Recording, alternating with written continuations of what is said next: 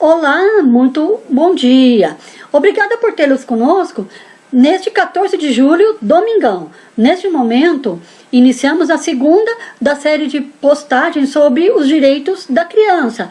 Hoje, no formato de vídeo aula, que tem o nome Rompendo o Silêncio da Violência contra a Criança. O artigo 2 dos direitos da criança aponta que toda criança tem direito a especial proteção para o seu desenvolvimento físico, mental e social. Como que está isso na atualidade? Apesar de várias conquistas propiciadas pelo ECA, crianças e adolescentes são as maiores vítimas de violência, seja intra ou extrafamiliar. Só em 2017, 35.783 jovens foram assassinados no Brasil. Esse número representa uma taxa de 69,9 homicídios para cada 100 mil jovens no país, taxa recorde nos últimos 10 anos. Homicídios foram a causa de 51,8% dos óbitos de jovens de 15 a 19 anos. Analisando o gráfico, nós temos aqui que a linha azul representa a taxa de homicídios de negros e a linha em vermelho a taxa de homicídios de não negros. E vemos que desde 2007 a taxa de homicídios de negros é bem maior que a taxa de homicídios de não negros. Mas, a partir de 2015, a taxa de homicídios de negros teve um crescimento significativo.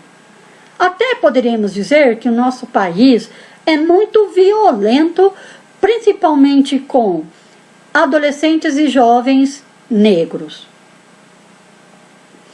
Outro tema relevante quanto à proteção da criança é a violência sexual, que pode ser definida como todo ato ou jogo sexual, relação hétero ou homossexual entre um ou mais adultos e uma criança menor de 18 anos, tendo por finalidade estimular sexualmente a criança ou utilizá-la para obter uma estimulação sexual sobre sua pessoa ou de outra pessoa.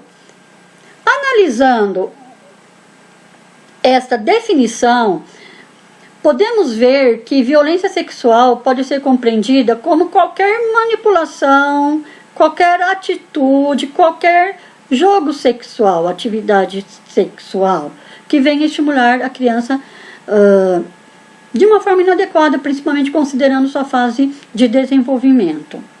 Então, violência sexual não é somente quando ocorre penetração, estupro. A violência sexual, ela implica num desequilíbrio nas relações de poder. O que significa isso? São relações assimétricas, ou seja, adultocêntricas entre adulto e criança, falocêntricas entre o homem e a menina. Essas relações acabam sendo permeadas por coerção, por ameaça, por isso existe o desequilíbrio nessas interações. Outro ponto a enfatizar é que a criança sempre deverá ser compreendida como vítima e não ré. Será que é assim que acontece? Não, infelizmente. Muitas das vezes a criança ela é culpada por seduzir, a adolescente é culpabilizada por, na ocasião, estar vestindo certas roupas. Por que isso ocorre?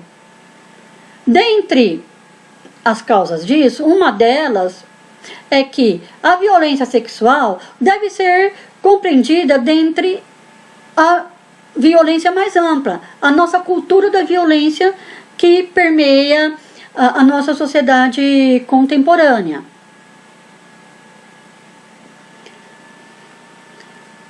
Aí, se formos analisar as estatísticas, as pesquisas, vemos que a violência contra crianças e adolescentes tem o seu locus privilegiado à residência.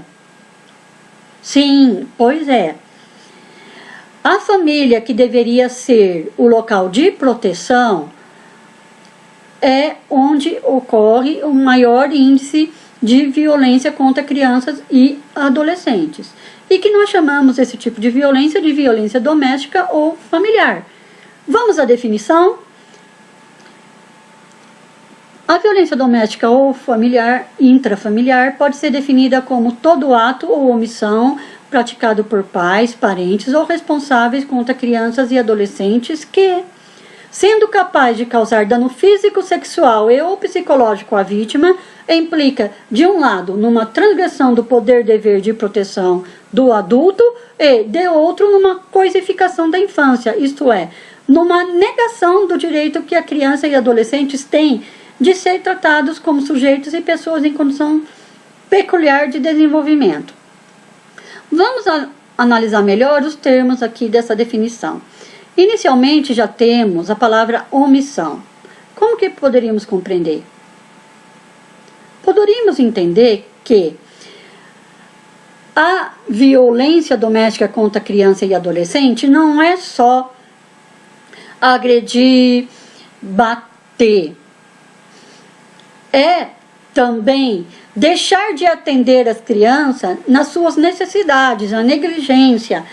É se omitir diante de estar vendo a violação da criança ou adolescente próximo dentro da sua família ou até em outra. Então, não é só a ação de violentar, mas também omitir-se diante de qualquer violação de direitos da criança. Outro ponto relevante é que implica na coisificação da infância. Como que poderíamos compreender isso? É que a violência contra a criança e adolescente compreende a objetalização da criança, ou seja, a criança é tomada como objeto, como posse, como extensão do próprio corpo do adulto, até ponto de, em nome da correção educacional, espancá-la, puni-la fisicamente, muitas das vezes deixando marcas físicas e ou psicológicas. Vamos aos indicadores. Nós temos as denúncias ao Disque 100 em 2016, que a violência sexual totalizou um número de 15.707. Tivemos um número de 32.040 denúncias referentes à violência física.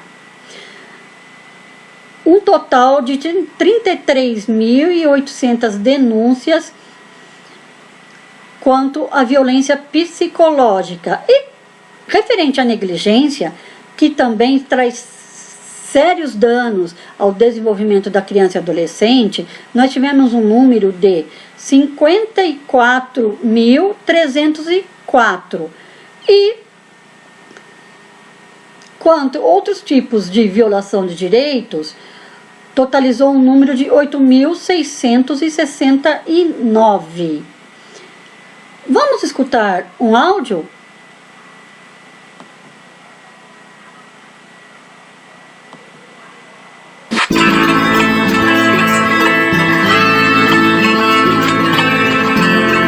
Ele seduz, se apresenta como uma pessoa séria, um amigo, até ganhar a confiança do menor. Em geral são homens de faixa etária variada. Na maioria das vezes são familiares, um tio, um padrasto, um avô, muitas vezes o próprio pai. Pessoas que aproveitam a relação com o jovem para cometer o crime. O abuso sexual não escolhe classe. Ocorre nas famílias mais pobres, assim como nas mais abastadas, e pode trazer sérias consequências para as vidas das crianças e adolescentes, claro. E esses números são fiéis, fidedignos? Temos que analisá-los com muito cuidado, pois há subnotificação, que também chamamos cifra negra. Como se fosse a ponta de um iceberg, nós temos um pequeno número de casos que são notificados, mas casos não vistos, que não temos dados, que não são notificados, são a sua maioria. Como se fosse a ponta do iceberg mesmo, o pequeno número de casos notificados. E por que acontece isso? Acontece porque temos o complô do silêncio, no qual existe medo, vergonha, culpa, não só da criança, mas de todo o sistema familiar. E também as pessoas têm a crença que não se deve interferir na privacidade da família. E aí acaba havendo a omissão, acaba havendo essa subnotificação. Além do complô do silêncio, por outro lado, também a violência doméstica, principalmente a sexual, ela é também constituída pela síndrome da adição. O que significa a síndrome de adição? É que a criança é usada como droga. O adulto tem uma dependência da interação daquela criança, tendo comportamento compulsivo de descontrole frente ao estímulo gerado pela presença da criança. Em contrapartida, surge também a síndrome da acomodação por parte da criança, que podemos chamar de adaptação. Poderia ser relativa, semelhante à síndrome de Estocolmo, aquela na qual o sequestrado começa a ter a aproximação, a afinidade com o seu sequestrador. Aqui, no caso, a criança faz essa adaptação, identificando-se com quem a violentou. E por vezes isso pode levar a retratação. O que é a retratação? A criança revelou, falou sobre o abuso, depois de um tempo ela desmente o ocorrido, se retrata. Essa retratação ela pode ser compreendida de várias formas. Pode ser entendida como um sintoma, né? Uma forma da criança restabelecer aquela aparente coesão familiar. Ela fica na ilusão que ela, desmentindo a violência, a família vai voltar àquela ilusória coesão. Também é um indicador do medo da criança e de toda a família dessa violência. Um indicador do próprio abuso. Como pode ser também um indicador de que a equipe interprofissional pode ter intervido de uma maneira errada, por vezes precipitada, sem planejamento. Então aí nós entramos na questão da intervenção da equipe interdisciplinar. É preciso muito cuidado para não atuar de uma maneira precipitada. Tem que haver uma integração entre as ações protetivas e as ações de responsabilização. Por isso é preciso bastante planejamento, integração entre toda a rede de garantias de direitos à criança. Conselho tutelar está integrado com o CAPSI, com o CREAS, com a polícia, todo o setor técnico judiciário, a escola, principalmente visando que a criança não seja revitimizada e que a intervenção familiar seja efetiva mesmo, inclusive com ações diante do possível agressor. Um outro ponto que podemos pensar é possível prevenir a violência doméstica contra criança e adolescente? Vamos pensar. Considerando que é um fenômeno multifatorial que tem variáveis culturais, sociais, psicológicas, É possível sim a prevenção e ela pode ser operacionalizada por meio de uma gama de estratégias.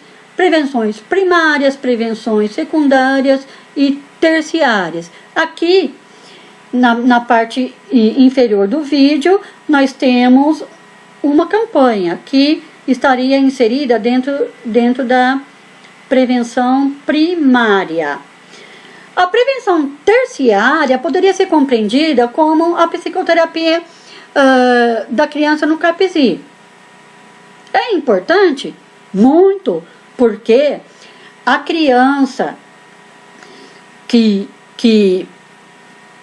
tem essa situação traumatizante, trabalhada, que ela possa expressar os seus sentimentos, verbalizar sobre isso e até elaborá-la, é uma possibilidade de rompimento da reprodução desse ciclo, dessa reprodução transgeracional da violência. Então, o psicólogo, ele é um dos responsáveis por essa prevenção, seja em qualquer dos níveis, primário, secundário ou terciário. Aqui nós temos um outro folder de campanha também que refere-se à prevenção primária. Pessoal, espero que tenham gostado. Façam comentários, deixe seu like, passe a seguir o blog cmtamazo.blogspot.com e continue seguindo a nossa série de postagens. Amanhã tem mais. Um ótimo domingo. Beijos!